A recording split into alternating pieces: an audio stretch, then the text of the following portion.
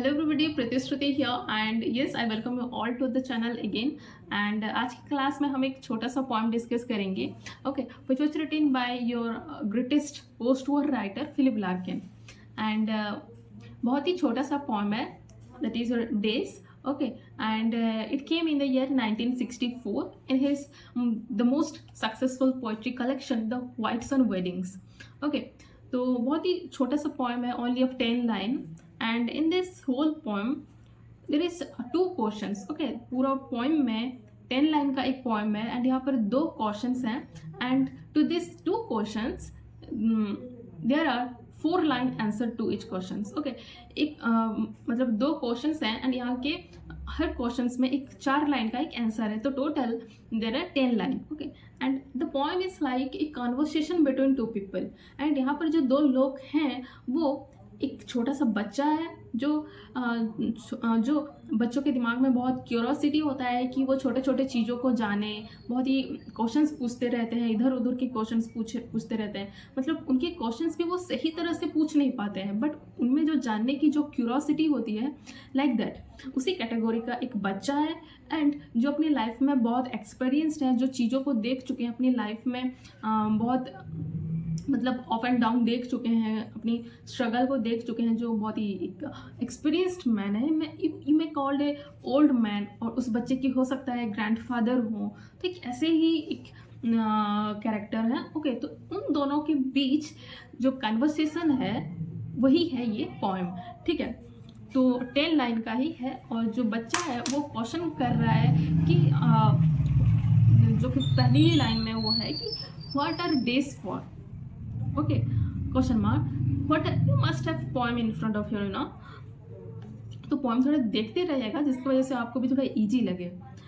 what are days for, days are where we live। तो बच्चा पूछ रहा है कि what are days for, ये जो दिन होते हैं ये किस लिए होते हैं, ठीक है। देखो days के लिए तो हम बेसिकली आज के टाइम में तो हम when का यूज करते हैं, बट आज के वो बच्चा है तो वो पूछ रहा है कि what are days for, days क्या है, मतलब व्हाट आर डेज फॉर। तो उस हिसाब से जो वो एक्सपीरियंस्ड मैन है वो भी उसी ही तरीके से एक बहुत ही सिंपल वे में आंसर दे रहे हैं कि days are where we live. Days वो है जहाँ पर हम रहते हैं, okay. They come, they wake us time and time over and they are happy to be happy in, okay, they are to be happy in. तो ये वो बोल रहे हैं कि days are where we live in, जहाँ पर हम रहते हैं एवरीडे वही दिन है, okay। Every day they come, they wake us, okay। Every morning they give us a new day, every morning it's like a blessing for us।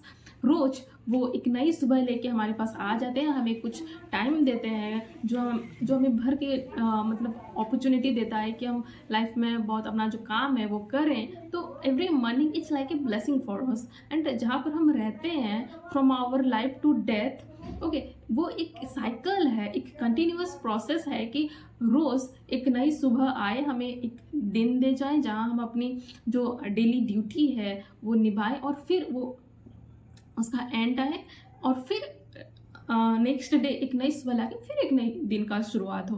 तो ये एक साइकिल है, एक कॉन्टिन्यूस प्रोसेस है कि ये जो दिन है वो मतलब रोज़ आए, हमें कुछ वक्त दे जाए जहाँ हम अपना ड्यूटी निभाएं और फिर एंड होके फिर अगले दिन एक नई सुबह आए, राइट। तो जहाँ हम रहते हैं वही दिन है, ठीक है। वो बोल रहे हैं कि days are where we live in, they come, वो आते हैं, हमें जगाते हैं, and time and time over and they are to be happy in, हम हैप्पीली अपना टाइम स्पेंड करते हैं, उस दिन में रहते हैं एंड फिर उस दिन का एंड होता है और अगले दिन अगेन एक ब्लेसिंग के रूप में फिर एक नई सुबह आता है और एक फिर नई दिन हमें देके चला जाता है, राइट। अगेन वो बच्चा सेकंड क्वेश्चन पूछ रहा है कि where can we live but days. देखो पहले तो जो आंसर कर रहे हैं वो बहुत ही एक सिंपल वे में, बहुत ही मतलब लाइट टोन में उन्होंने आंसर दे दिया कि जहाँ हम रहते हैं वही दिन है। बट सेकेंडली जब वो बच्चा फिर पूछ रहा है कि where can we live but days, अगर डेज ना होते तो हम कहाँ पर रहते, ठीक है। Where can we live but days, अगर दिन ना होते तो हम कहाँ रहते।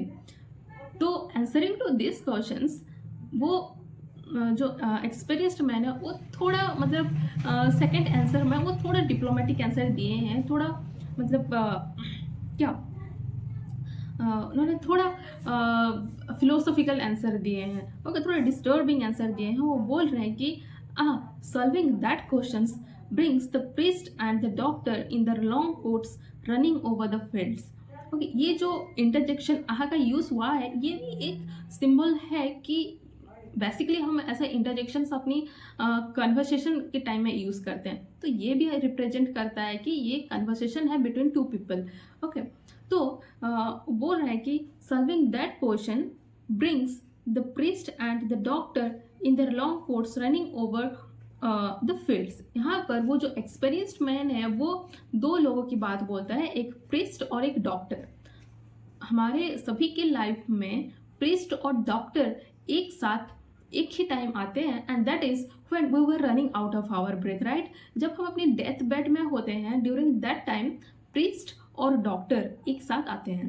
ओके, प्रीस्ट क्यों आता है कि वो अपनी जो एक जब हम डेथ बेड में होते हैं तो वो भी अपनी कुछ वो जो स्पिरिचुअल रिचुअल्स होते हैं, कुछ जो करते हैं उसी के लिए आते हैं। और जो डॉक्टर होते हैं वो थोड़ा चेक करने के लिए एंड प्रूफ देने के लिए कि no, now he is no more और either he had some possibility, ये मतलब क्लैरिफाई करने के लिए दोनों आते हैं। बोथ रिलीजियस एंड साइंस एक साथ आते हैं। जो प्रीस्ट आते हैं वो अपना जो स्पिरिचुअल ड्यूटी होता है, जो स्पिरिचुअल रिचुअल्स होता है वो निभाने आते हैं। डॉक्टर भी अपना काम करने आते हैं। And for both priest and doctor, जो डेथ मैन होता है, जो अपने डेथ बेड में स्ट्रगल कर रहा होता है बिटवीन लाइफ एंड डेथ, वो सिर्फ उनके लिए एक क्लाइंट की तरह होता है, राइट। वो प्रीस्ट हो या डॉक्टर हो, ड्यूरिंग देयर जॉब टाइम उनके अंदर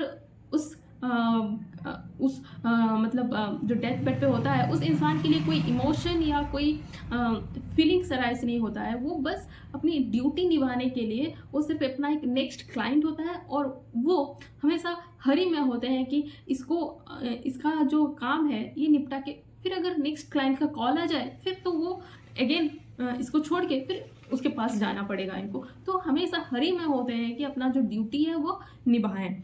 ओके, तो उनके लिए वो जो डेथ मैन होता है वो बस एक क्लाइंट की तरह होता है। इसीलिए वो यहाँ पर जो वर्ड है रनिंग वो यूज़ किए कि वो हमेशा हरी में होते हैं।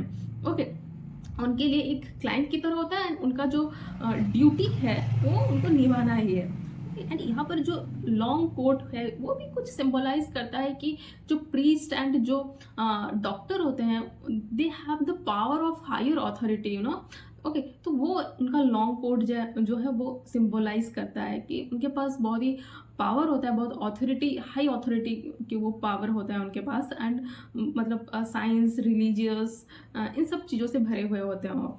तो यही है, और वो बोल रहे हैं कि solving that questions bring the priest and the doctor in their long course running over the fields. तो जो क्वेश्चन पूछा था उस बच्चे ने कि where can we live but days, अगर डेज ना होते तो हम कहाँ रहते, तो दैट मीन्स उस आंसर में वो बोल रहा है कि brings priest and the doctor in the long course running over the fields. That means अगर हम दिन में ना रहें तो we have only one option, that is the graveyard, you no.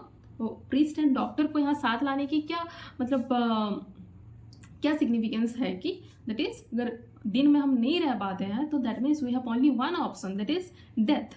And अगर कोई इंसान की डेथ हो जाती है तो he has only one option, that is graveyard. तो अगर हम दिन में ना रहें तो we have one option, that is graveyard. Okay, तो और एक चीज़ कि ये पोएम आप देख रहे होंगे, यहाँ पर जो पहला क्वेश्चन है उसके बाद 4 लाइन है, और फिर यहाँ पर कोई मतलब एंडिंग पंक्चुएशंस मार्क नहीं है, मतलब फुल स्टॉप नहीं है, और फिर सेकंड क्वेश्चन है और फिर एक नया स्टांजा शुरुआत हुआ है। ऐसा भी तो हो सकता था कि मतलब पहला एक क्वेश्चन, फिर उसका 4 आंसर, फिर क्लोजिंग पंक्चुएशंस मार्क, एंड फिर अंदर नेक्स्ट स्टांजा, फिर एक नया क्वेश्चन और फिर उसका 4 आंसर। ऐसा भी तो हो सकता था, बट इसका जो स्ट्रक्चर है ये कुछ इस तरह से है कि पहले एक क्वेश्चन है, फिर उसका आंसर है और कोई क्लोजिंग पंक्चुएशन मार्क नहीं है, और फिर एक नया क्वेश्चन अराइज हुआ है, और फिर नेक्स्ट स्टांजा में ही उसका 4 आंसर है।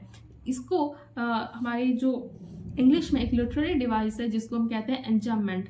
ओके, तो उसी का एक पैटर्न है जहाँ पर कि क्लोजिंग लाइन नहीं होता है and there is a continuation of the continuation between the line to line और स्टांजा टू स्टांजा। वह मतलब एंडिंग नहीं होता है, एक कंटिन्यूएशन होता है बिटवीन टू लाइन और टू स्टांजा, जो रीडर को और मतलब उसके मन में क्यूरोसिटी रहता है कि वो सेकेंड स्टांजा में भी जाए। ठीक है, वहाँ पर सेंटेंस की एंड नहीं हो जाती है, तो दिस इज कॉल्ड एंजाममेंट। ओके, तो यही है। और बेसिकली यहाँ पर जो डेज है, डेज को आप लाइफ के साथ भी कंपेयर कर सकते हो। ठीक है, जैसे डेज हमें कुछ टाइम पीरियड देता है जहाँ पर हम अपनी लाइफ को एक्सपीरियंस करें, अपना ड्यूटी करें एंड उसे टू द फुलेस्ट हम उसे स्पेंड करें। लाइक दैट हमारा लाइफ भी जो है एक टाइम स्पान की तरह है and from birth to death ये जो लाइफ है ये भी कुछ वक्त के लिए ही हमारे पास होता है एंड इसे भी हमें टू द फुलेस्ट स्पेंड करना चाहिए, अपनी हैप्पी मेमोरीज बनाना चाहिए। और ऐसे स्ट्रगल्स तो आते रहते हैं बट उसे भी मतलब क्या, उसे भी एक मेमोरीज और पार्ट ऑफ आवर लाइफ समझ के उसे भी टैकल करना चाहिए and that is how we spend our life. And अगर हम दिन में ना रहे तो उसके बाद सिर्फ हमारे पास एक ही ऑप्शन रह जाता है, दैट इज़ योर ग्रेवयार्ड। तो यही एक छोटा सा पॉइंट था। ओके, तो इतना ही है 10 लाइन का। तो आई होप कि आपको समझ में आया होगा। स्टिल कहीं पर भी समझ में नहीं आती है then you can ask me in the comment box below. Okay, and see you in the next video then. And yes, अगर आप लोग नए हो चैनल में देन एक सब्सक्राइब कर लेना एंड बेल आइकन को भी थोड़ा क्लिक कर देना ताकि जो भी मेरा नया वीडियोस आए तो आपको पहुंच जाए। ओके, एंड यस, फिर मिलते हैं नेक्स्ट वीडियो में। Till then stay tuned and thank you so much.